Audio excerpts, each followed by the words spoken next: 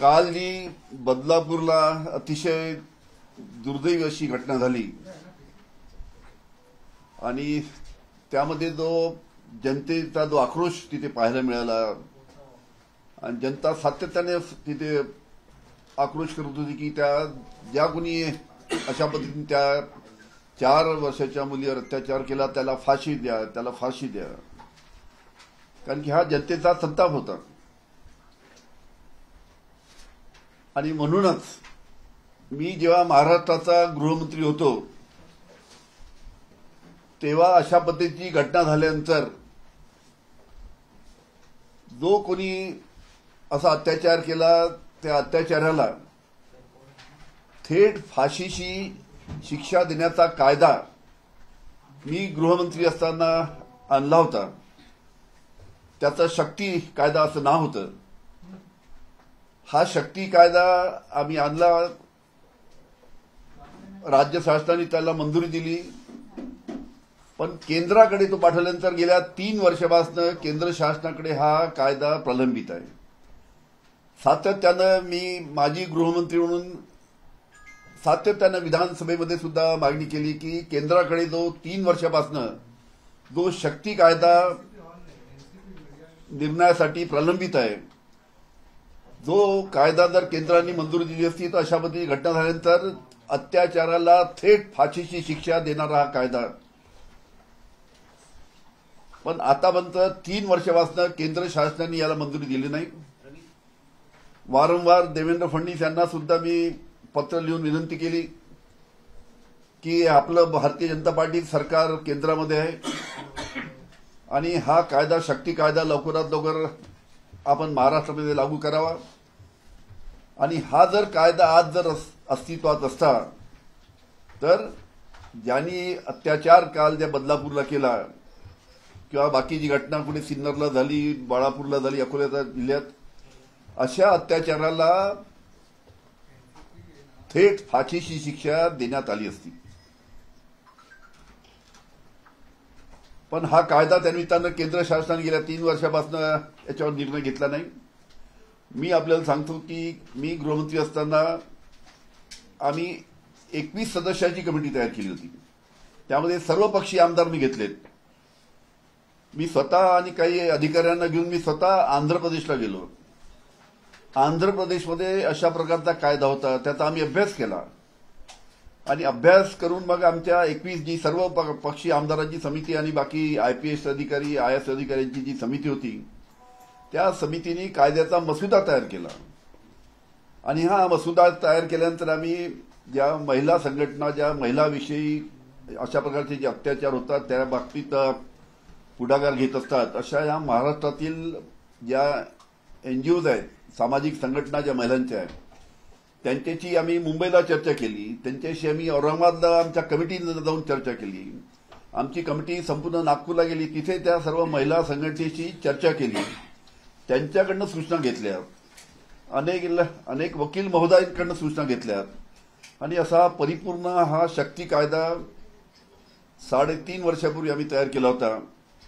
त्याला विधानसभेने मंजुरी दिली, विधान परिषदेने मंजुरी दिली, त्याच्या पहिले माननीय मुख्यमंत्र्यांच्या आमच्या कॅबिनेटमध्ये त्याला मंजुरी मिळाली. अशा पद्धतीनं कॅबिनेटने मंजुरी दिली, विधानसभेने मंजुरी दिली, विधान परिषदेने मंजुरी दिली आणि हा कायदा शेवटी आम्ही जेव्हा केंद्राकडे पाठवला, आम्ही तिथे सुद्धा पाठपुरावा केला. तिथे सुद्धा केंद्रीय मंत्र्यांना आम्ही पत्र लिहिली की हा कायदा लवकरात लवकर मंजूर करा.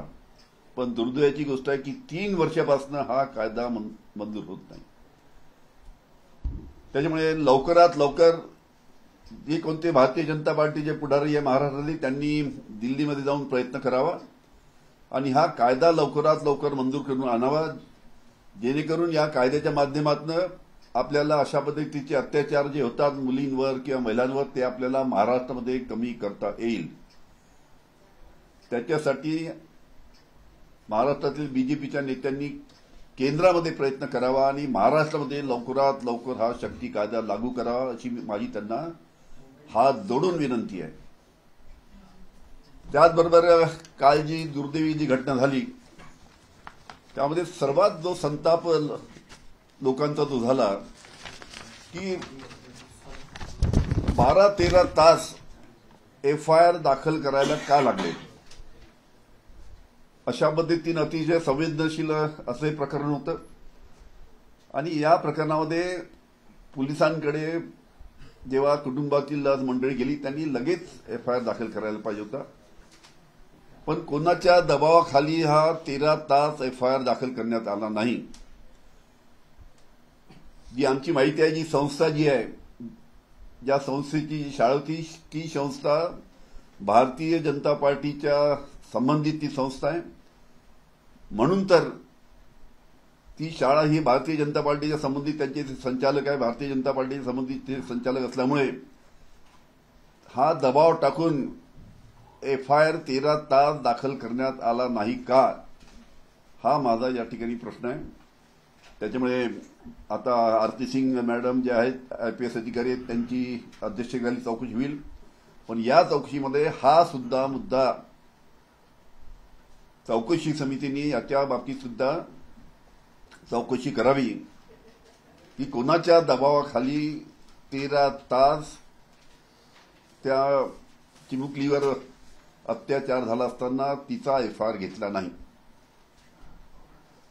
त्या संस्थेचे पदाधिकारी कोण, ते भारतीय जनता पार्टी संबंधित आहे की नाही, त्याच्या बाबतीत सुद्धा चौकशी करावी अशी माझी आरती सिंग यांना मागणी आहे, माझी विनंती आहे. सर, असं आहे की कशामुळे हा कायदा जो आहे 3 वर्ष प्रलंबित आहे, की राष्ट्रपतींकडे त्यासाठी गेलेला आहे, पण काय कारण वाटतं तुम्हाला की तो कायदा काय विधानसभेमध्ये मी प्रश्न उपस्थित केला तेव्हा देवेंद्र फडणवीस त्यावेळेस बोलले होते. मी त्यांना सांगितलं, विधानसभेमध्ये सांगितलं की इतकी दिवसापासून प्रलंबित आहे, काय त्यांचं म्हणणं आहे, काही त्यांच्या क्वेरीज आहे, काही त्यांच्या सूचना आहे, त्या मला कळवा, तशी आम्ही दुरुस्ती करू. पण इतके 3-3 वर्ष असा पद्धतीचा कायदा केंद्रामध्ये प्रलंबित राहतो, ज्या कायद्याची आजच्या परिस्थितीमध्ये अतिशय आवश्यकता आहे. कालची बदलापूरची घटना, नाशिक जिल्ह्यामध्ये सिन्नरची घटना, तिकडे बाळापूरमध्ये अकोला जिल्ह्यामध्ये तिथली घटना, अशा ज्या घटना घडतात त्याच्यावर रामबाण उपाय म्हणजे लवकरात लवकर जर अशी घटना घडली आणि दोषी जर तिथे ते सर्व पुरावे जर आढळले, त्याला फाशीची शिक्षा सुद्धा या शक्ती कायद्यानुसार देता येते. तो कायदा या सरकारने, केंद्र शासनाने मंजुरी देऊन महाराष्ट्रामध्ये लागू करावा, एवढीच माझी विनंती आहे. आता तुम्ही कायदा केलाय म्हणून अशा पद्धतीने राजकीय कारण आहे का? काय राजकीय कारण असो की नसो, महाराष्ट्रासाठी अशा प्रकारच्या कायद्याची आवश्यकता आहे. आंध्र प्रदेशने गेला, आंध्र प्रदेशच्या कायद्याची फार सगळीकडे चर्चा झाली, स्तुती झाली. म्हणून मी स्वतः तिथे आंध्र प्रदेशमध्ये गेलो, त्यांच्या मंत्र्याशी, त्यांच्या अधिकाऱ्यांशी चर्चा केली, त्यांची माहिती घेतली आणि आम्ही असंही नाही की सर्वपक्षीय आमदारांना त्याच्यामध्ये घेतलं होतं. मला कल्पना होती की हे फक्त काही पक्षाचे घेतले आमदार तर अडचण जाऊ शकते. आम्ही भारतीय जनता पार्टीचे जे आमदार घेतले त्या कमिटीमध्ये, काँग्रेसचे घेतले, राष्ट्रवादीचे घेतले, बाकी जे आहेत छोटे मोठे पक्ष त्यांचे सुद्धा आमदार घेतले. सर्वपक्षीय आमदारांनी तयार केलेला हा शक्ती कायदा आहे. साहेब, काल किसन कथोरी जे स्थानिक आमदार आहेत त्यांनी काल एक प्रश्न उपस्थित असा केलाय की काल बदलापूरच्या रेल्वे स्टेशनमध्ये पालक आंदोलन कुठेही करत नव्हते, काही बाहेरचे लोक येऊन आंदोलन करण्याचा प्रयत्न करत होते. अतिशय दुर्दैवी गोष्ट आहे. मी तिथले जे मंत्री महोदय गेले होते, गिरीश महाजन यांनी सुद्धा ते स्टेटमेंट केलं की बाहेरून लोक आणले आणि ज्या पद्धतीचा संताप, ज्या पद्धतीची घटना झाली, ज्या पद्धतीचा लोकांमध्ये आक्रोश होता, संताप होता आणि अशा पद्धतीने आक्रोश असताना, संताप असताना तुम्ही सांगता की बाहेरून लोक आणले. करण्यात आली की या संपूर्ण संदर्भात SIT स्थापन करून फास्ट ट्रॅक मध्ये हा सगळा खटला चालवला जाईल. याच्या आधी अनेक फास्ट ट्रॅक चे खटले सरकारने घोषणा केली, पण ते फास्ट ट्रॅक मध्ये कुठेच दिसत नाही. फास्ट ट्रॅकची घोषणा फक्त झाली आहे. फास्ट ट्रॅकमध्ये किती दिवसात चालवतात पाहू, पण फास्ट ट्रॅकमध्ये चालला आणि लवकरात लवकर दोषीला जर शिक्षा झाली तर महाराष्ट्रातील जनतेला आनंद होईल. आज मुख्यमंत्री देखील असंच म्हणाले की कालचं आंदोलन हे पॉलिटिकली मोटिवेटेड होतं. लोकांचा आक्रोश तुम्ही पाहिला ना, लोकांचा जो आक्रोश होता, लोकांचा जो संताप होता, हे काय धरून बांधून आणलेले लोक होते का? अरे कोणालाही रागील. 4 वर्षाच्या मुलीवर असा अत्याचार होतो आणि अशा पद्धतीने लोक जेव्हा सडकेवर येतात, रस्त्यावर येतात हजारोच्या संख्येने, सर, ह्या सगळ्या आंदोलनामध्ये मुख्यमंत्री लाडकी बहीण योजनेचे पोस्टर झळकलेले आहेत आणि त्या सगळ्या आंदोलकांची मागणी आहे की पहिली तर महिला सुरक्षित करा, नंतर 1,500 रुपये द्यायचे की 2,000 रुपये द्यायचे ते नंतर ठरवा म्हणून. ठीक आहे, मला त्या लाडकी बहिणीचे हा विषय थोडा वेगळा आहे. त्याच्यामध्ये लाडली बहिणाच्या बाबतीत तुम्हाला काय करायचं आहे तुमचं करा, पण महिलांना महाराष्ट्रामध्ये सुरक्षा द्या एवढी माझी राज्य शासनाला विनंती आहे. देशमुख साहेब, आपल्या सरकारच्या काळामध्ये ज्या एसआयटी स्थापन केल्या होत्या,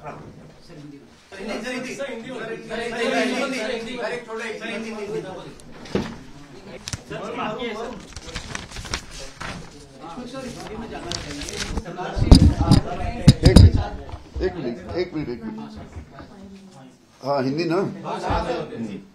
देशमुख सर, जिस प्रकार से बदलापुर में 2 बच्चों के साथ सामने मामला सामने आया, इसके आरोपी को अरेस्ट कर लिया, लेकिन जिस प्रकार से कल रेल रोको आंदोलन किया गया, स्कूल पे अटैक किया, काफी प्रोटेस्ट हुआ, कई लोगों को गिरफ्तार किया, उस घटना को आप किस तरह से देख रहे हैं? पहली चीज तो मैं यहाँ बताना चाहूंगा कि कल जो दुर्भाग्यपूर्ण ऐसी घटना बदलापुर में घटी, आज ही कुछ मीडिया में आया कि ऐसी दुर्भाग्यपूर्ण घटना सिन्नर तालुका जो नासिक जिले में घटी, अकोला जिले में बाड़ापुर में घटी.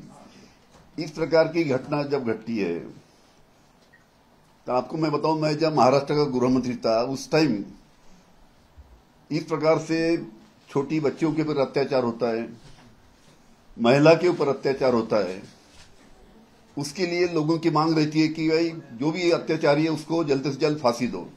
कल भी आपने देखा बदलापुर में काफी लोगों का आक्रोश था कि अत्याचारी जो है उसको फांसी दो. ऐसे समय में आज का जो कानून है, आज के कानून में उसका प्रावधान नहीं है, लेकिन जब मैं गृहमंत्री था ऐसा हमने शक्ति कायदा नामक एक कायदा बनाया था जिसके जरिए जो भी ऐसा अत्याचार करता है उसको फांसी की शिक्षा देने का कानून हमने बनाया था. और ये कानून हमने बना के केंद्र शासन को मंजूरी के लिए भेजा था 3-3.5 साल पहले. अभी तक केंद्र शासन ने उसको मंजूरी नहीं दिया. मैंने ऑल पार्टी एमएलए की कमेटी बनाई थी, 21 लोग कमेटी में थे, ऑल पार्टी एमएलए थे, आईपीएस अधिकारी थे, आईएएस अधिकारी थे, वकील लोगों को हमने उसमें रखा था. ऐसी कमेटी बना के हमने पूरा वो कायदा बनाया.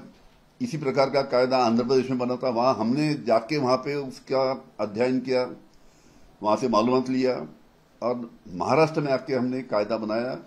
महाराष्ट्र के कैबिनेट उस टाइम के जो हमारे मुख्यमंत्री साहब थे उद्धवजी ठाकरे 3-3.5 साल पहले, उन्होंने उसको मंजूरी दिया कैबिनेट में, विधानसभा ने मंजूरी दिया, विधान परिषद ने मंजूरी दिया और ये शक्ति कायदा का पूरा जो कायदा हमने अंतिम मंजूरी के लिए जो केंद्र शासन को भेजा उसको 3-3.5 साल हो गया. हमेशा मेरी सरकार जो अभी यहाँ बीजेपी के उनसे मेरी दरखास्त रहती है कि उन्होंने जो शक्ति कायदा जो हमने जिसमें प्रावधान था कि ऐसी कोई अत्याचार होता है महिला के ऊपर या छोटी बालिका के ऊपर उसको फांसी देने का जो प्रावधान उसमें था, वो शक्ति कायदा 3-3.5 साल से केंद्र शासन में मंजूरी के लिए प्रलंबित है. उसके ऊपर अभी तक केंद्र शासन ने निर्णय नहीं लिया. मेरी माजी गृह मंत्री के नाते मेरी मांग रहेगी केंद्र शासन को कि उन्होंने महाराष्ट्र ने जो शक्ति कायदा आपके लिए केंद्र में जो मंजूरी के लिए भेजा है उसको जल्द से जल्द केंद्र शासन ने मंजूरी देना चाहिए. विधानसभा के अधिवेशन में भी, असेंबली अधिवेशन में भी मैंने सवाल उठाया, कई बार सवाल उठाया कि 3 साल से कायदा वहां पे प्रलंबित है. केंद्र शासन ने इसको जल्द से जल्द, जो भी भारतीय जनता पार्टी के जो यहाँ पे नेता है उन्होंने प्रयास करके उनको जल्द से जल्द केंद्र शासन से मंजूरी उन्होंने लाना चाहिए. सर, क्या वजह रही? लेकिन ताजुब है कि अभी तक मंजूरी उसको मिली नहीं. ये कायदा अस्तित्व में रहता महाराष्ट्र में, शक्ति कायदा महाराष्ट्र में रहता आज के तारीख में, तो जो अत्याचार जो बदलापुर में जो हुआ है उसको फांसी की शिक्षा हुई रहती. लेकिन सर क्या वजह रही, क्योंकि 3 साल से ज्यादा समय हो गया, लागू नहीं किया गया, आपने पता करने की कोशिश की, आप भी आप भी होम मिनिस्टर रह चुके हैं, तो क्या मैं कई बार केंद्र शासन को चिट्ठी लिखा, मैं कई बार विधानसभा में ये सवाल उठाया वहां पे बीजेपी के नेताओं को पूछा कि भाई आप बीजेपी का सरकार ऊपर में, आप महाराष्ट्र के बीजेपी के नेता हैं, आपने केंद्र में जाके इसके लिए प्रयास करके ये शक्ति कायदा जल्द से जल्द मंजूर करके महाराष्ट्र की लाना चाहिए, ताकि इस प्रकार से जो अत्याचार होते हैं उसकी संख्या कम हो और जो अत्याचारी है उसके ऊपर कड़ी सजा, मतलब फांसी की शिक्षा उसको होना चाहिए। देशमुख सर, जिस प्रकार से प्रदर्शन लोग वहाँ पे रेल रोको आंदोलन कर रहे थे या प्रदर्शनकारी, उनके खिलाफ सरकार ने मामला दर्ज किया, लगभग कई कह सकते 300 से ज्यादा लोगों के खिलाफ मामला दर्ज कर लिया, 70 से ज्यादा लोगों को गिरफ्तार किया गया। किस तरह से देखा, क्योंकि हालांकि मांग के लिए लोग सड़क पे उतरे थे, जिस प्रकार से बच्चियों पर अत्याचार हो रहा। कल आपने ये घटना घटने के बाद में किस प्रकार का आक्रोश वहां पे आपने देखा। बड़ी तादाद में महिलाएं वहां पे आई थी, हजारों की तादाद में लोग वहां पे आके यही बोल रहे थे कि अत्याचारी को फांसी दो।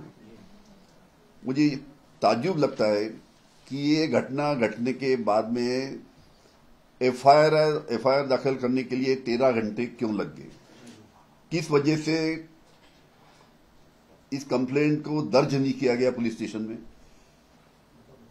जो मेरी मालूमात है उसमें जो स्कूल है, जो स्कूल में घटना घटी, वो स्कूल भारतीय जनता पार्टी के कुछ कर्मी लोगों के, उनकी स्कूल है, उनके डायरेक्टर लोग वहां पे, उनको संरक्षण देने के लिए 13 घंटे एफआईआर क्यों नहीं दाखिल किया गया है। उनको संरक्षण देने के लिए 13 घंटे एफआईआर दाखिल करने के लिए लगाए क्या, ये मेरा सवाल है। सर, उज्ज्वल निकमांची या सगळ्या संदर्भात विशेष वकील म्हणून नियुक्ती राज्य सरकार, उज्ज्वल निकम जे आहेत ते भारतीय जनता पक्षाकडनं मुंबईमधनं लोकसभेची निवडणूक लढलेली होती आणि आता ज्या शाळेवरती गुन्हा म्हणजे ज्या शाळेमध्ये प्रकरण झालेलं आहे ती शाळा भाजपच्या नेत्यांच्या जवळची आहे, त्यामुळे हे प्रकरण कुठेतरी दबलं जाण्याची शक्यता आहे का? त्याच्यामध्ये मी पहिले सांगितलं की ती शाळा भारतीय जनता पार्टीच्या नेत्यांच्या जवळची आहे। माझा आरोप आहे की त्याच्यामुळेच 13 तास तक्रार दाखल करून घेण्यासाठी पोलिसांनी लावले। पोलिसांवर कोणाचा दबाव होता हा माझा प्रश्न आहे। उज्ज्वल निकमांची नियुक्ती योग्य आहे का? नाही, ठीक आहे, आमची एकच मागणी राहील की लवकरात लवकर आरती सिंगचा रिपोर्ट आला पाहिजे, लवकरात लवकर हे प्रकरण दाखल होऊन जो कोणी अत्याचारी आहे त्याची लवकरात लवकर त्यांना कडक शिक्षा त्याला झाली पाहिजे। सर, परंतु एसआयटीवर एसआयटी स्थापन होतात आहेत, परंतु कोणत्याच एसआयटीचा निकाल जो आहे तो अंतिम स्तरावरती येत नाहीये सातत्याने। आता तर ही सगळ्यात सेन्सिटिव्ह घटना आहे, याच्यामध्ये पण एसआयटी स्थापन केली आहे सरकार। आता जी घटना झाली अतिशय संवेदनशील अशी घटना आहे आणि याच्या बाबतीत सुद्धा जर सरकारने जो अत्याचारी आहे त्याला जर लवकरात लवकर कठोर त्याच्यावर कारवाई केली नाही तर ही महाराष्ट्रातील जनता परत सडकेवर आल्याशिवाय राहणार नाही। इतका आक्रोश आज जनतेमध्ये आहे। धन्यवाद। भाजपचे 2 बडे नेते पवारांच्या संपर्कात आहेत। याच प्रश्नाला धरून सर मला विचारायचं आहे, समरजित गाडगेंना लवकरच आपल्या पक्षात घेतलं जाते। खरं तर समरजित गाडगे यांनाच हसन मुश्रीफांवर आरोप केले होते, त्यानंतर जे काय मुश्रीफ कुटुंबियांच्या बाबतीत घडलं ते संपूर्ण महाराष्ट्रानं पाहिलं होतं। ज्या व्यक्तीनं आपल्याच व्यक्तींवर आरोप केले त्यालाच आता राष्ट्रवादी काँग्रेस पक्ष घेतोय आपला। असं आहे की आता विधानसभेच्या निवडणुका जवळ येत आहे, अनेक पक्षाचे नेते साहेबांच्या संपर्कात त्याला भेटतात, जयंतरावला भेटतात, आम्हाला भेटतात। अनेक पक्षाचे नेते आहेत जी सध्याची स्थिती पाहून, जी राजकीय स्थिती सध्याची पाहून त्यांना आमच्या पक्षाबरोबर यायची त्यांची इच्छा आहे। आता असे जे कोणते नेते असतील त्यांना आमच्याबरोबर यायचं असेल, मी कोणत्या नेत्याबद्दल बोलतो पण ते त्यांना आमच्यावर यायचं असेल तर त्याच्या बाबतीत माननीय साहेब निर्णय घेतील। आमच्या पक्षामध्ये काही जो कोणी त्याला घेणार नाही, आम्ही सर्व तपासून, आमच्या पक्षामध्ये सर्व तपासून त्या नेत्याच्या बाबतीत सर्व तपासून नंतरच पक्षाच्या माध्यमातून निर्णय आम्ही घेऊ। एबीपी माझा, उघडा डोळे बघा नीट।